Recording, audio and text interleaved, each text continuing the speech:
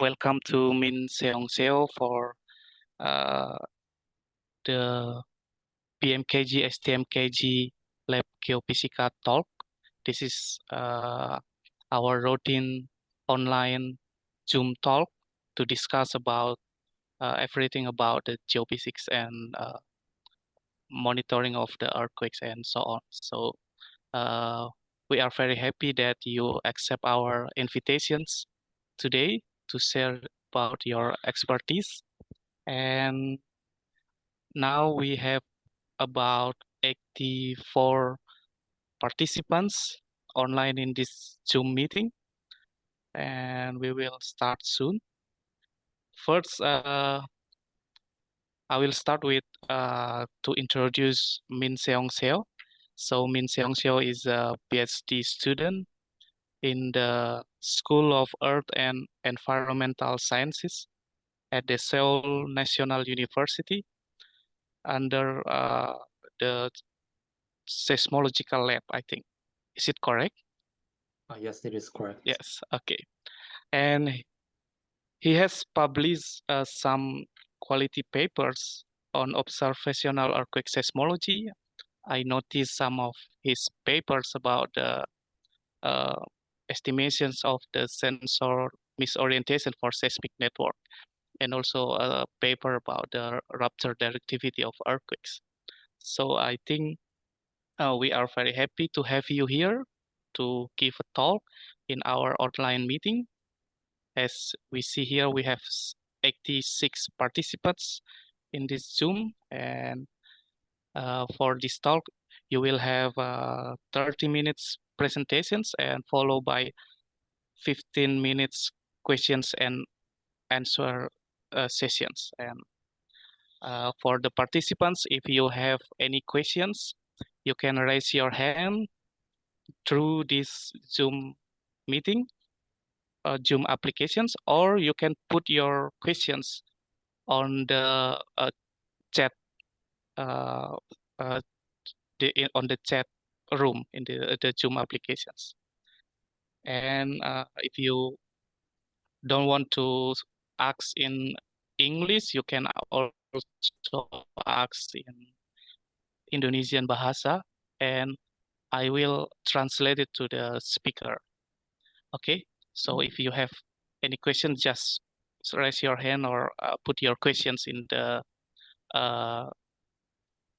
chat. Okay, I think that's all, and I will give the time to Min Seong-Seo to give a 30 minutes presentations. Time is yours. So thank you, Dr. Sianipar. Is that right? Yes. Yes, so I will try to share my screen first. Can you see my screen and hear my voice well?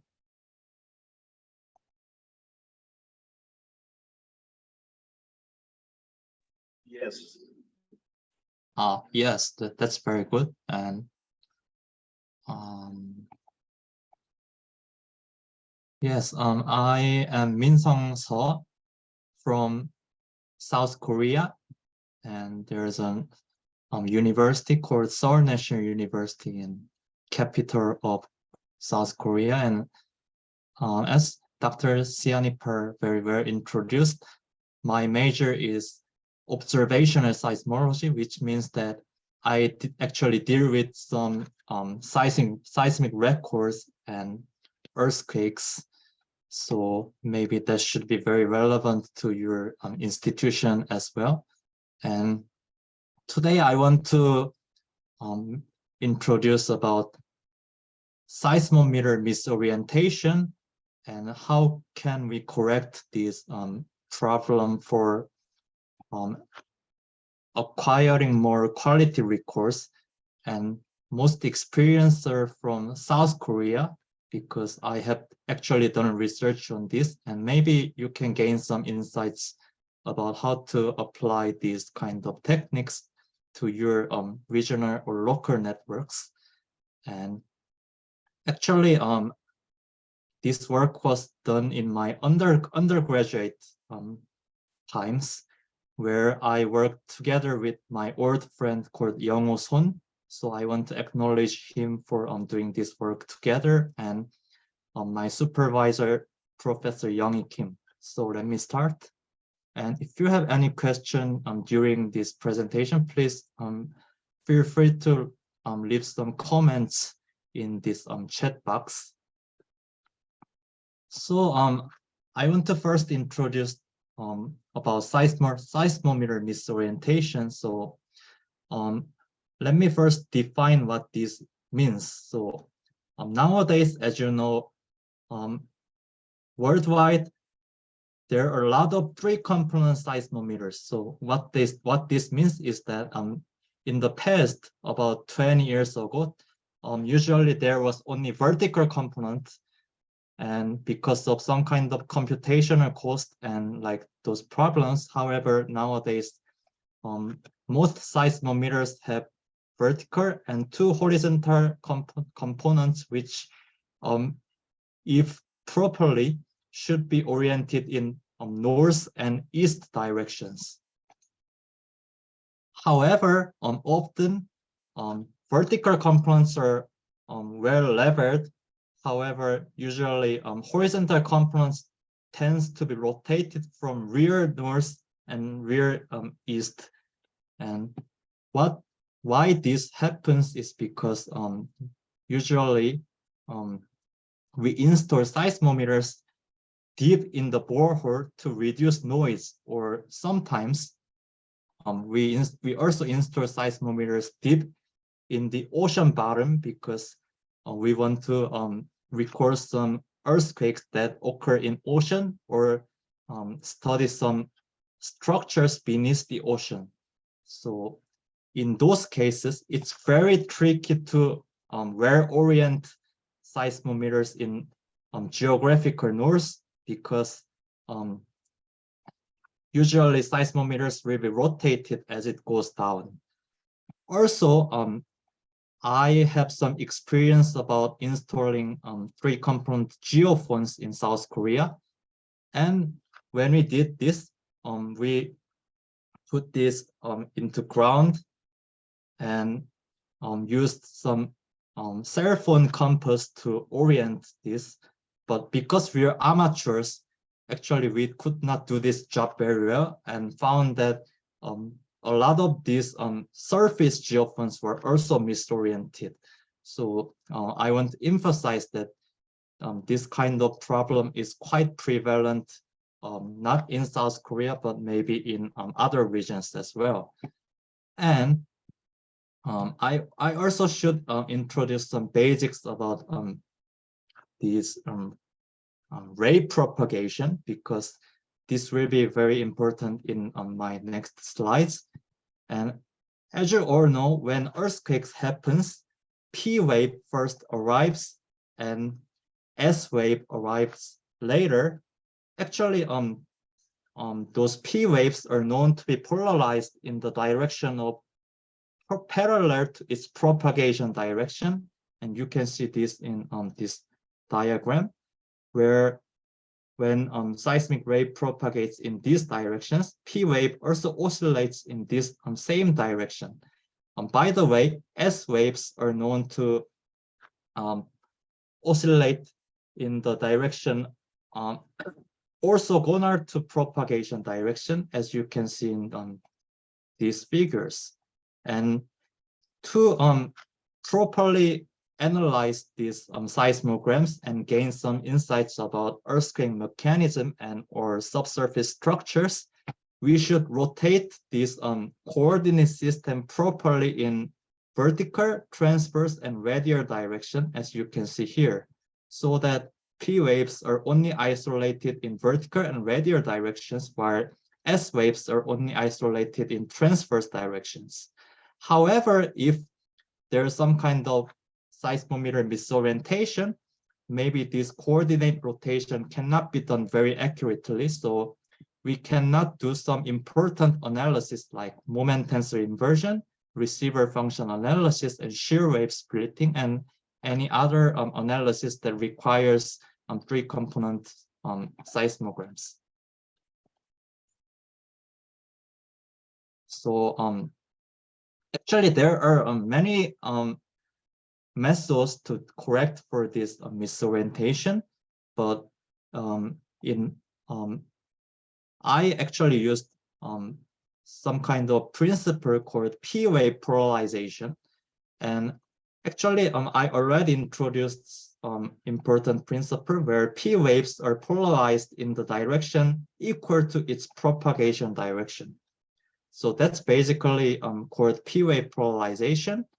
And this kind of simple principle enables us to determine the orientation of sensors with very low computational cost, so that when you measure how much the sensor is rotated from the real north, then you can just rotate it back and do some coordinate transformation to do very important seismological analysis. And actually, this diagram is very important because it defines the misorientation angle. So these black arrows show geographical north and geographical east. However, this dashed red arrow shows the situation where the horizontal sensor is rotated about theta m from the geographical north. And you can assume that the earthquake occurred here, then P wave will come in this direction equal to back azimuth from north. However, if we assume that the sensor is rotated about this amount, then back azimuth will be distorted by this amount, so that if we analyze seismogram, we should conclude that back azimuth is theta A, which is apparent back azimuth. If we can measure this apparent back azimuth from seismogram record, then we can actually measure this theta M as well. And that's essentially the principle I used in my analysis.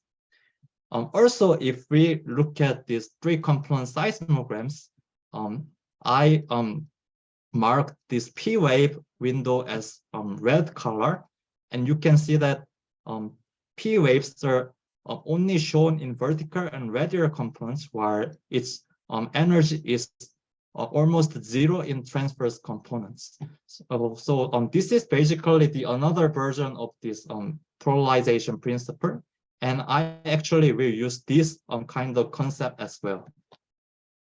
So I want to introduce two kinds of methods which can be used to correct for misorientation, and both are based on this polarization principle.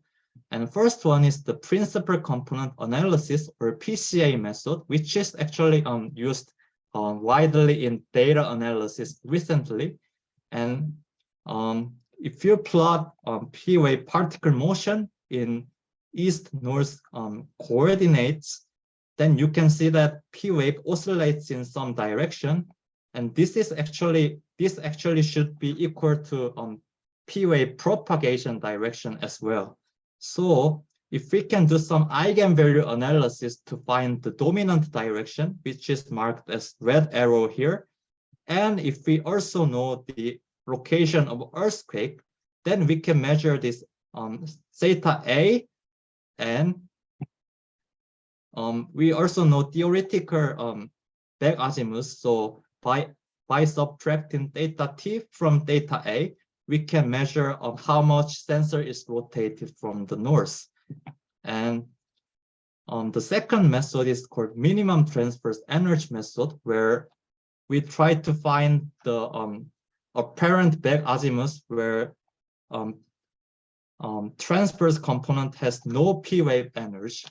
And by doing some grid search, by trying various apparent back azimuths from 0 to 360 degrees, we can find the angle where transverse energy gets minimized in the P wave window.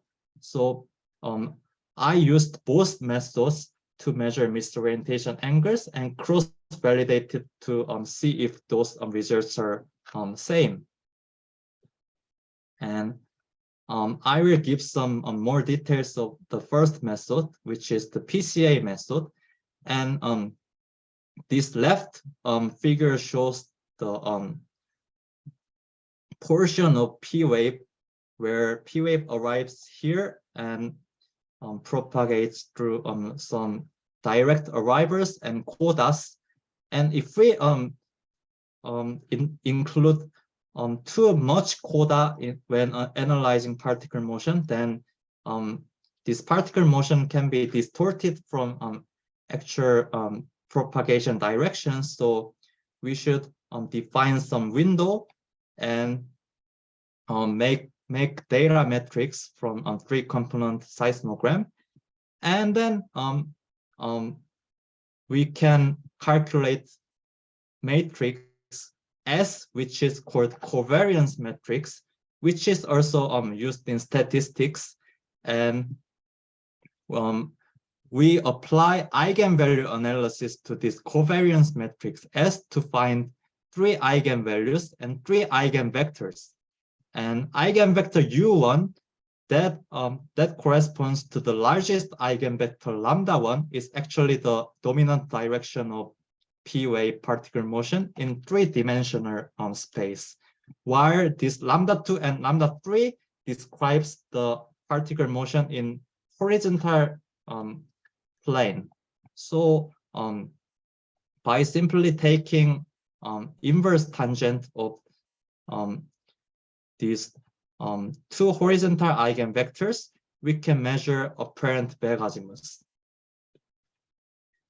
Actually, this can look quite mathematically complex. However, we can implement this very easily with our NumPy linear algebra library, which, if you are familiar with Python language, and I just brought an example of eigenvalue analysis. And if you can calculate covariance metrics from your data, then you can just plug in this S and it will give eigenvalues and eigenvectors, so that you can just simply calculate this apparent azimuth, apparent back azimuth. And the second method, which is minimum transverse method, is also very simple, because if you can rotate these 3-component seismograms to vertical, radial, and transverse components, then by trying range of back azimuths to find one that minimizes trans-component P wave energy, you can basically find optimal apparent back azimuth. So this rotation can be done with simple coordinate rotation formula, as many of you will be very familiar with. Or if you don't want to do this, then you can also directly use this function, which is implemented in OpsPy package, which I think a lot of seismological people use to analyze data. So if you plug in north, east component data and also the back azimuth, then you can get some radial and transverse component seismograms as a result. So what you should do is basically changing this BA or back azimuth with many trial values and find one that minimizes transverse component energy in P wave window. So far, I introduced very fundamentals of the methods which I applied, and in this section, I want to emphasize the quality control. So basically, you can use all P waves from all earthquakes to measure this kind of polarization. But if there are too much noise or something is wrong with these seismograms, then result will be not good, and it will also affect the final result.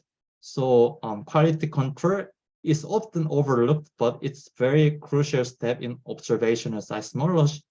including this P-wave polarization.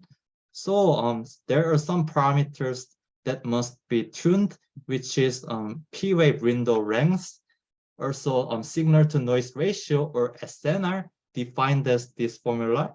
And also for two different methods, there are some kind of parameters that affect the quality of P-wave polarization measurement. For PCA method, this is called rectilinearity, which is defined with three eigenvalues obtained. And this simply means that how much this particle motion is polarized where in the propagation direction. So if it is almost linear, then this rectilinearity value will be close to 1, while it's quite circular, which means that noise may be very dominant, then this value will be almost close to 0. In case of minimum transverse method, if it's correctly rotated, then cross correlation between vertical and radial components should be very high, while if noise is too high, then this value will be very low. So there are two additional parameters that should be defined by user. So selecting this kind of hyperparameters can be very subjective procedure. However, actually we try to stay objective as possible when doing this quality control analysis. So firstly, we should choose P-wave window that that gives some optimal result. So what we did, our approach was to test various combinations of time window before and after theoretical P-wave arrival predicted with some kind of global velocity model. And we tested 1 to 10 seconds after P-wave and 1 to 10 seconds before P-wave as well, because this theoretical arrival may not be so accurate. And we defined some kind of concept called reference station, where we assume that sensor was maintained stable for a long time by recording more than 300 events, and this measurement error is very small. And also two kinds of quality control parameters are very high. So we assume that if this measurement quality criterion is met by many stations, then these window parameters will be much better. So we try to find optimal P-wave window combination that can maximize the number of reference stations. And you can find that for two different methods, combination values are quite similar, where time window before is about 2 seconds, while time window after is about 9 seconds for PCA method and about 7 seconds for minimum transverse method. And we also try to find SNR threshold that makes rectilinearity and CC sufficiently high. And we set threshold of 0.98 for PCA method and 0.95 for minimum transverse method by using moving window from low SNR to high SNR, and found that SNR threshold, optimal SNR threshold is about 12 decibel for both of two cases. And you can also visually verify that after this threshold, misorientation value tend to be quite stable, while under this value, it's very scattered. So we were also able to visually verify that this SNR threshold is quite appropriate for our analysis. So I think you will be very curious about how we applied these methods in South Korea. So actually, up to what I know, Indonesia is very seismically active region, but South Korea is not as big as Indonesia, and earthquake larger than 6 very rarely happen, maybe 1 in 1,000 years. However, in 2016 and 17, two magnitude 5 earthquakes occurred in South Korea, and this quite frightened citizens. So local administration in South Korea installed a lot of broadband and accelerometer stations throughout this South Korea, and you can see that network is quite dense, although earthquakes rarely happen, and area is quite small compared to Indonesia, where its aperture is less than 1,000 kilometers. And however, problem was that most of these stations were installed in borehole, which means that there should be very large misorientation for these borehole stations. Actually, these borehole stations give us a lot of advantage because they make noise really reduced because it's installed at about 100 meters below the ground.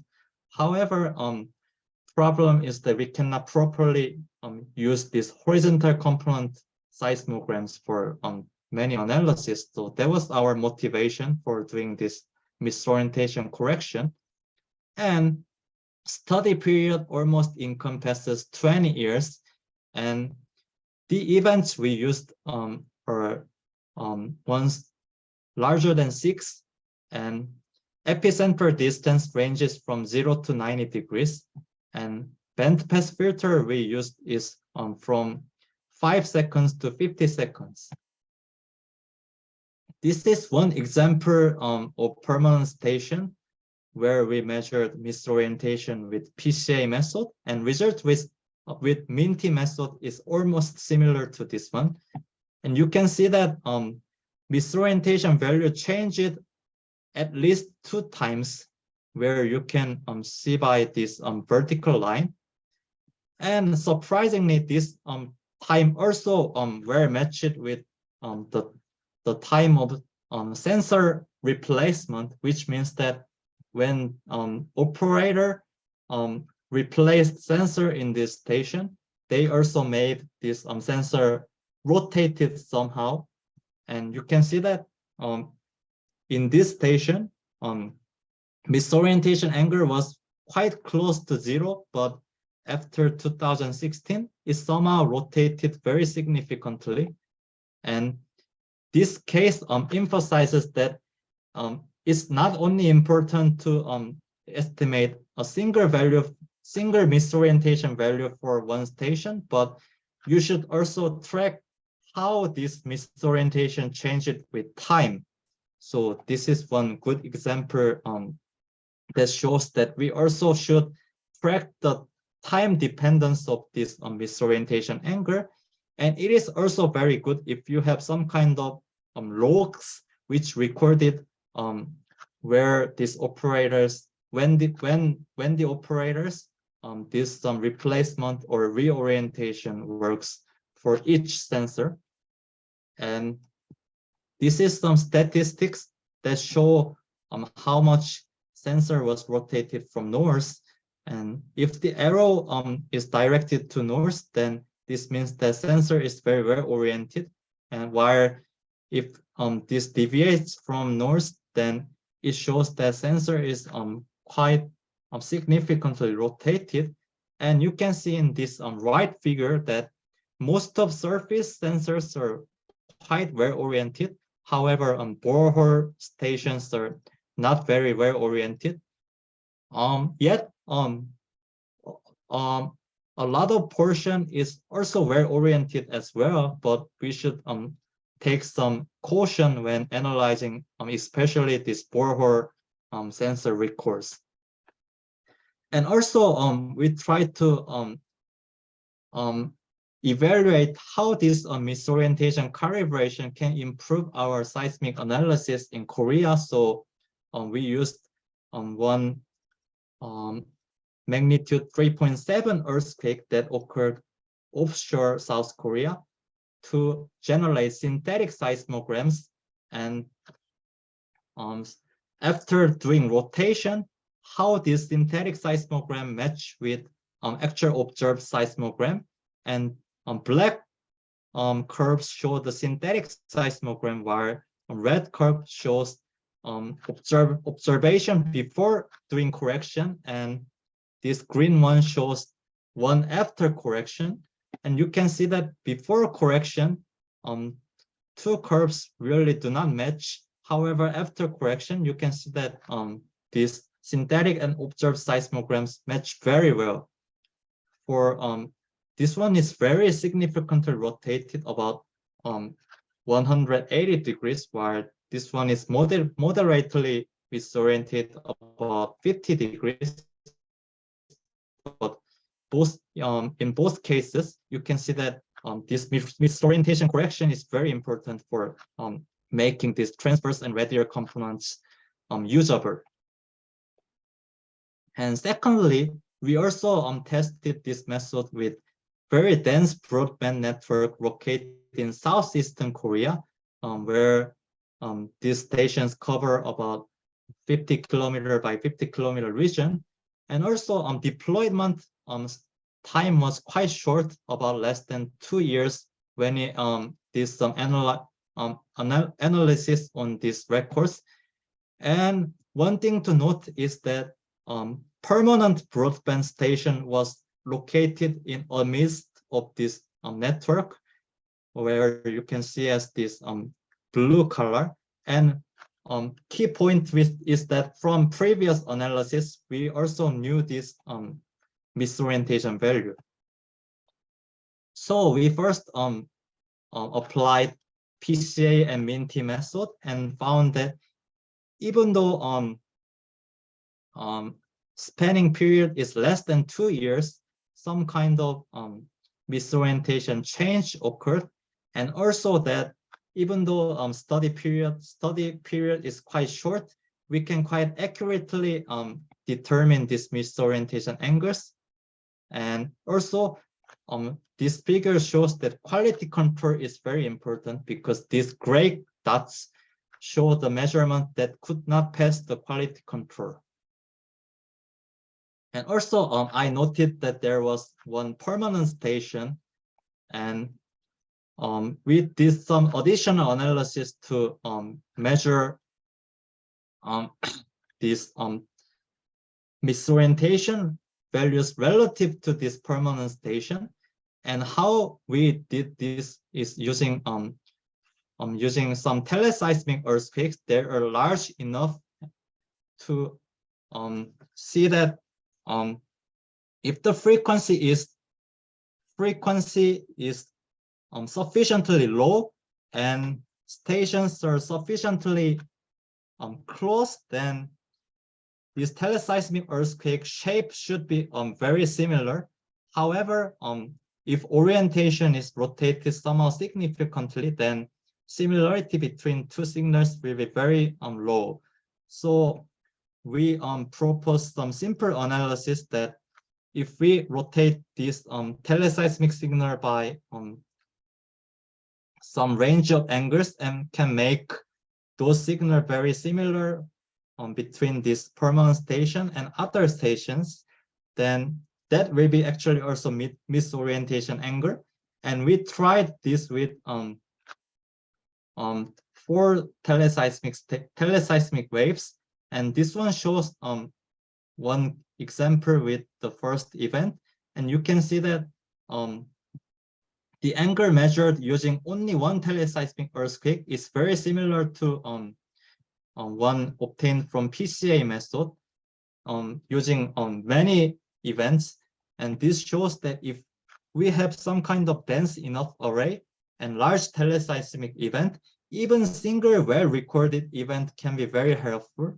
And this one showed that correlation between horizontal components improved significantly for these teleseismic earthquakes before and after correction. And also we did some receiver function analysis before and after correcting for misorientation. And this right figure shows case of 2 stations where this one was rotated about 28 degrees, and this one was very significantly rotated. And if you are familiar with this receiver function,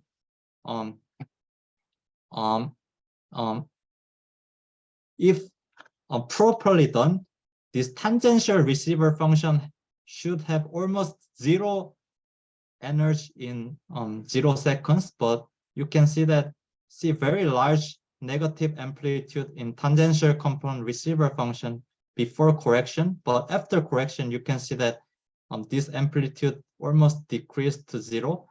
And also for this station, in this station, because it's almost flipped, you can see very large negative amplitude for radial receiver function as well. But after correction, we could get some very good quality receiver function. And this also emphasizes that misorientation correction is very important for receiver function analysis as well. Even if station is just rotated by 28 degrees or so, this can affect receiver function. And I only went through one solution, which was based on P-wave polarization, but I want to emphasize that actually there are a lot of methods proposed by other people. And actually, one thing is that this misorientation correction is a well-defined problem with only one answer, because in actual site, there should be only one misorientation angle.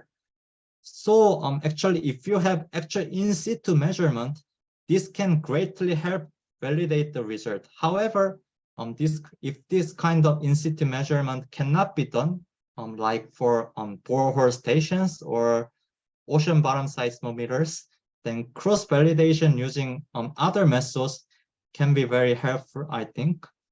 And actually, when we started this project, there was actually no open source package, so we made some scripts with our own. But I searched for some packages and found that there are two kinds of Python packages called DLOPy and OrientPy, and both are open source code, so they are available in these links in GitHub.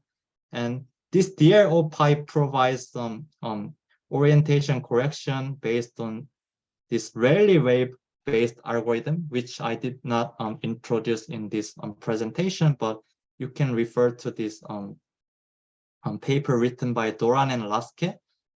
And in this OrientPy, it also offers this DLOPy algorithm, and also one based on P-wave polarization, which I introduced in this talk. So maybe you can try both packages if you want to get some idea about this misorientation correction.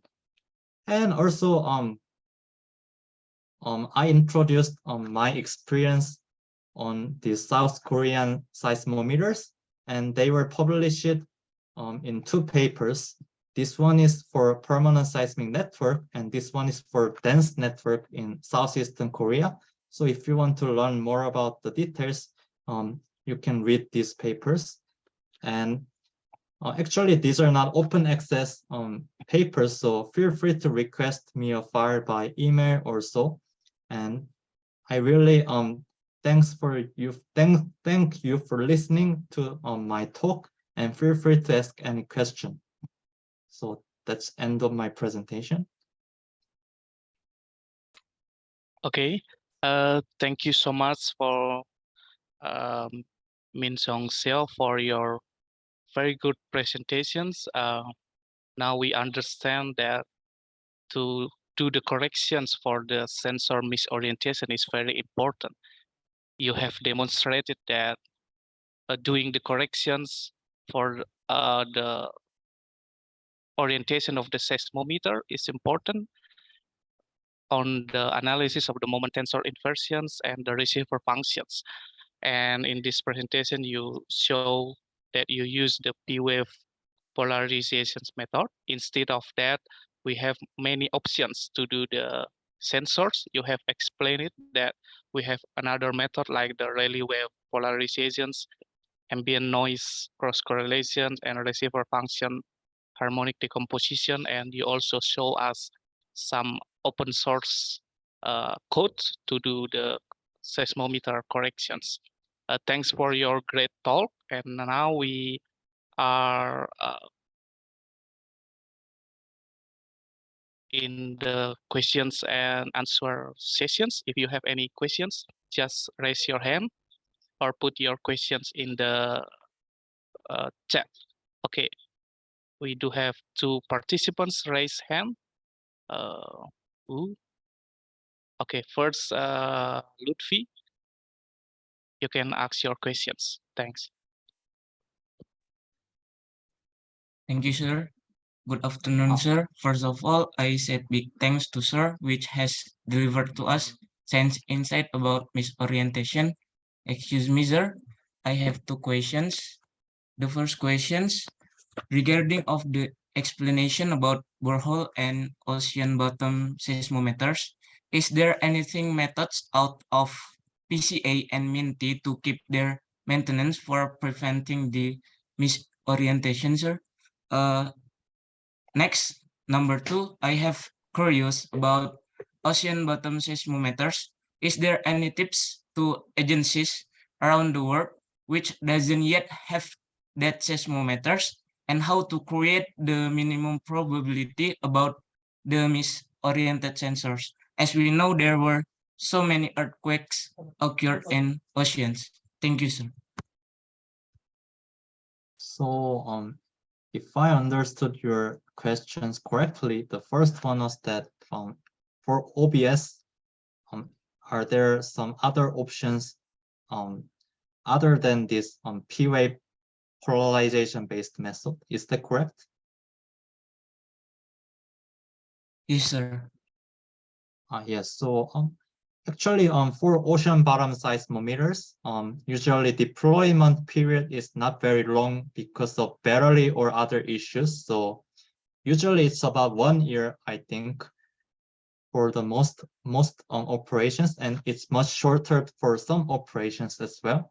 And our lab also have some experience of this OBS project in the oldest part of the Pacific, and we deployed 12 OBSs for about 1 year from summer of 2018 to 2019. And actually, I think orienting this OBS properly is very technically difficult, especially for very deep ocean. For our case, we put our OBSs 6 kilometers behind sea surface because it was the oldest part of the Pacific. And so for that reason, the only option is to calculate misorientation angle after acquiring seismic records and correcting for it when doing seismogram analysis. And one good thing about this OBS is that this OBS does not rotate during which it is installed, so we can just get single estimate for whole period. So one disadvantage of this P-wave polarization method is that there should be a sufficient number of large events during this deployment period. But if you can apply some kind of ambient noise cross-correlation based analysis for these OBSs, then actually maybe you can get some accurate orientation even for relatively short deployment period, which may be the case for OBS. So did that answer your question? Already, sir. Thank you, sir. Yeah. For the second question, actually, I don't have much background on these technical aspects of OBS, so I may not be a good person to give some good answer. Yeah. Okay, thank you. Maybe we should move to the next questions by Ranga. Ranga, you can ask your questions directly. Thank you. Thank you, sir. Well, let me introduce myself, sir. My name is Rangga Tandes Rizky from Geofisik 2022. Now, I'm going to ask about two questions. And according to research of Gunawan 2012, it tells that in PWAVE we get the information that of period dominant and amplitude displacement. So for study case in bullet train Shinkansen Japan, if PWAVE polarization is misorientation for information of period dominant and amplitude displacement, how about earthquake early warning system there? And what will happen if this misorientation it happen? And the second question is, I have read some papers. They tell that when we use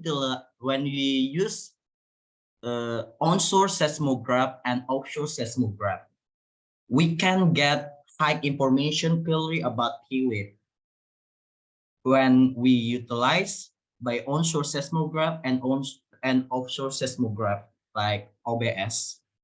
So if we utilize onshore and offshore seismograph, and the result of it about P wave data is misorientation, it means both of the seismograph is useless. So how can we solve it? Thank you, sir. Yes. For the first question, if I understood correct, your question is about how can this misorientation issue can affect earthquake early warning. Is that correct? Yeah, I think so. That's the question. Yes. Yeah. So actually, I did not mention in this talk, but when we do earthquake early warning, after getting some portion of very short P wave segment, usually we measure back azimuth by something similar to this polarization method, so that we can get some approximate direction from where this P wave happened. And if we can also get some estimate about this epicenter distance, then by combining epicenter distance information and back azimuth, we can apparently locate where this earthquake happened during this very short time. So I think that's basically one of the simple approach to earthquake early warning. So if there is some kind of misorientation issue, there will obviously introduce some error on locating approximate location of these large earthquakes and make something go very bad. So I think usually people just simply use surface seismometers, which we expect to be not very significantly rotated for earthquake early warning. But if we can get some very accurate misorientation values, we can use some more data for earthquake early warning, and that will improve some hazard mitigation as well, I think. Actually, I could not understand your second question very well. So I do not have background about those onshore and offshore. So can you elaborate more on that? Well, sir, it means onshore like seismograph inland, and offshore is seismograph in the sea, like OBS. So Can you repeat your questions? So I have read some papers that tell that if we utilize onshore and offshore seismograph, we can get high information clearly about P wave. So if P wave polarization is misorientation happen, it means onshore seismograph and offshore seismograph is useless. So how can we solve it, sir? So actually, I could not understand about what information about P wave we can obtained by using both onshore and offshore seismometers? Because it means like what will happen if P wave polarization which is misorientation will happen gitu sir in both of them. Maybe it will be good if I can read the paper you mentioned as well. So Yeah. I'm not sure about that. Perhaps you can continue the discussion after these sessions, because we have another questions from other participants, and then maybe probably you can send me some paper by mail and maybe I can discuss more about that. yes. Okay, thank you, Ranga. Next, we should move to the next participant who raised her hand. We have here Amy Ulfiana to give a questions. Amy? Okay, Yes. you can speak now. Thank you. Okay, thank you. Anyway, it's very nice talk, Min Seong-Seo. So I have two questions. So my first question is about the eigenvalue that you mentioned before. Could you please go to your slide that mentioned about the eigenvalue? This one? Yes. Or this one? Yes, for this one. So if I understood well of your talk, so the first method you use the highest eigenvalue, right? And the second method you use all of them, but you calculated all of them, and if the result is linear or near to one, so it is the correct one. Is that right? Yes, that's right. That's what basically rectilinearity is about. Okay, thank you. So so the second one is about the epicentral distance that you choose. So is there any reason that you why you choose the epicentral distance from 0 to 90 degree? So your doubt is about why we did not use those farther than 90 degrees? Yes. Actually, one reason is because usually if the earthquake occur farther than 90 degrees, then it's signaled maybe too weak for our analysis. So that's one of the reasons why we just used this epicenter distance range. But I think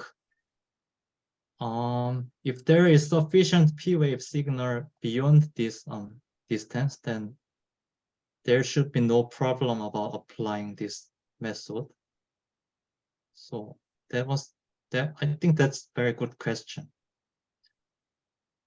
So I think if period is too short, then we can try to use more events beyond this 90-degree range. Okay. That's my answer. That's also the typical of the filter range for teleseismic events, right? Yes, that is right. Oh, I see. Okay, thank you. Another questions, Amy? You said you have two questions. I think the first one is about eigenvalue, maybe. Oh, okay. Yes.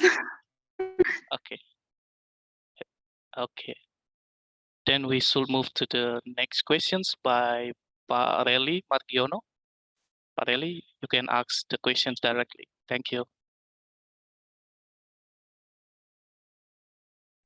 Thank you, Dr. Dimas. Hello. Thank you for your presentation. So I have a question because I also work with geomagnetic data quality and also geomagnetic sensor. So I think the reorientation sensor is to be issued in some condition. So my question is, in terms of seismometer, is it better to reorientate the sensor manually, or we just perform the algorithm? Because in Indonesia we have maybe more than 200 sensors, right? So what do you think about that? Yeah, Thank you. I think that's very key thing to consider when managing this network.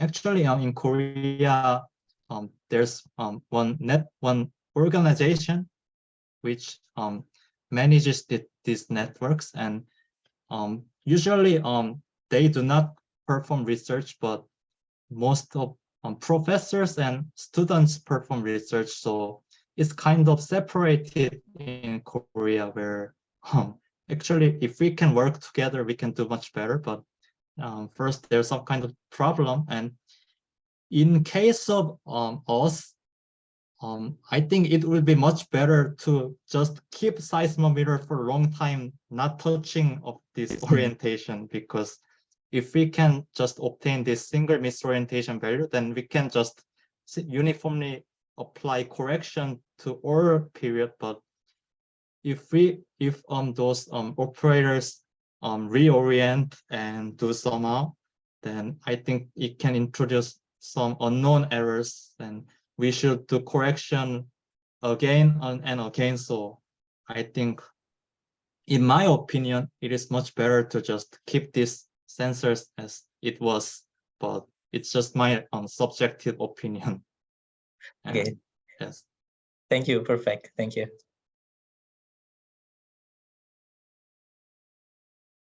Okay, thank you, Pak Reli.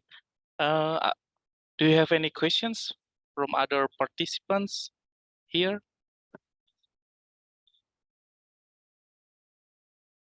Okay, I have one questions. You have shown the methods of the sensor misorientation correction by P-wave polarizations instead of other methods like the Rayleigh wave polarization or ambient noise cross correlations. What do you see the difference between those methods? Which one better than others? Can you explain or explore more about that? Thank you about that question. And that's actually one of the comments I got by reviewers when I sent these drafts to be reviewed by other people. And the first thing is that I actually did not perform other analysis on our data. So I cannot say that this method is superior to other methods. But one thing is that for ambient noise-based method, computational cost may be very high. And if there is some kind of change in misorientation angle, like we saw in Korea, then for ambient noise method, we usually put some kind of continuous data in some period. And if we put continuous data from this one to this one, maybe the resulting value may be kind of tricky, because orientation changes, and I think that's some kind of disadvantage which ambient noise based method may have. And for Rayleigh wave based method, the advantage of Rayleigh wave based method is that usually the surface waves have larger amplitude than P waves, so SNR there will be more data that passes SNR criterion. But when I saw some other papers that compared P-wave polarization method and Rayleigh wave based method, I saw that Rayleigh wave based methods are kind of more scattered compared to P-wave based methods. So I defended to those reviewers like this kind of way. And I have some figure from other paper, and this is the example from Turkey. And they used both P-wave based method and Rayleigh wave based method for same station, and found that P-wave method P-wave-based method can be affected by anisotropy in this case, because you can see that there's clear sinusoidal pattern with respect to back azimuth, which means the polarization has been affected by anisotropy in this case. But if you see this second figure, you can see that Rayleigh wave polarization may not be really affected by anisotropy, but you can see quite large scatter. So in this case, if you can correctly correct for this sinusoidal pattern, maybe you can find more accurate angle using P-wave based method. But I want to emphasize that using single method may be quite risky. So if you can apply many methods with single data, then it will be very good practice of cross-validating the result. So was that answer to your question? Yes, sure. Thank you for your answer. And how about the participants? Do you have any other questions? Okay, if not, we should stop here. And finally, I should thanks Seong-Seo very much for his great talk. Thanks for coming and thanks for accepting our invitations to give a talk. This is our routine talk, and we will upload these presentations to the YouTube on the internet. Is it okay for you? Yes, I'm very Okay. happy with that. And Okay. it's actually the first time I talk in front of more than 80 participants. So yeah, it was very good opportunity for me. Yeah, we are very happy with And your also, presentations. Yes. I can actually send you this presentation material so that maybe some Sure. people can I see. get Okay. some information. Yeah. Okay. Thank you. Okay. We have another questions here. I can recognize that. Yeah. Do you still have time? Is it okay for Yeah, you? yeah, sure. Okay.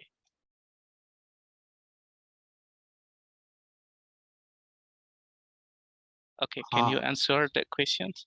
So I see that this person's question is what kind of recommendation can I make to organizations when distributing these sensors? And It's as my knowledge that in Indonesia for our seismic network we did not do the sensor misorientation corrections yet for our seismic network. So probably my question is that in your BMKG organization, do you also manage these sensors as well, installation? Yeah, our main agency, the BMKG, they manage the sensors. Now, I think we have around 400, more than 400 seismic stations over Indonesia region. So are there a lot of borehole sensors as well? Yeah, I don't know, probably tens of them are borehole sensors. And I hope your presentations could be inspiration for our students, so they can use any method to do the seismometer corrections. So that's right.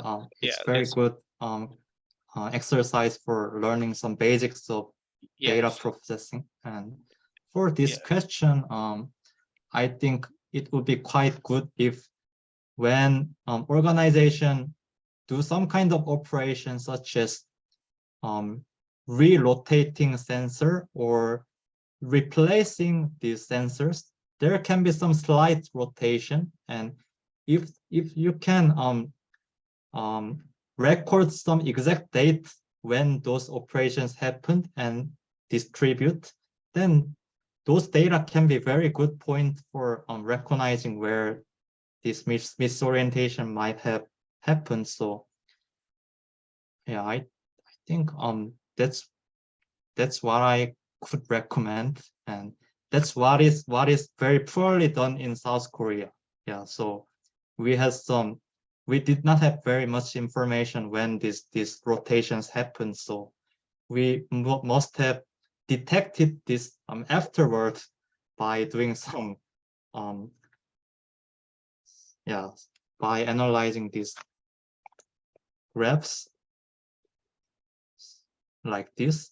But if we already have known that some kind of rotation have occurred here, then we can just apply method in this part and this part separately. So yeah, I think very detailed log can be very helpful for doing this kind of analysis.